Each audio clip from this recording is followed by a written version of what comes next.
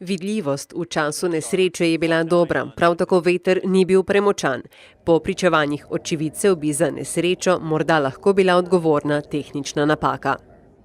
The propellers kind of stopped, but it looked almost like it was supposed to land for a second, like it was making an emergency water landing, but within literally a minute it was completely submerged.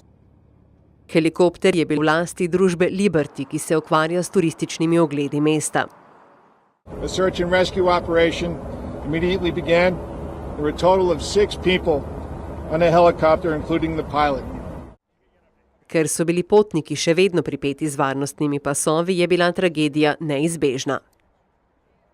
The pilot freed himself. The other 5 did not. So police and fire divers entered the water and removed the other 5. 3 of them were removed in critical condition. They have been removed to the hospital.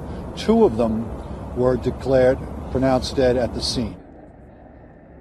Preiskavo nesreče helikopterja Eurocopter AS-350 sta že napovedala Zvezna agencija za zračni promet in Agencija za varnost v prometu ZDA.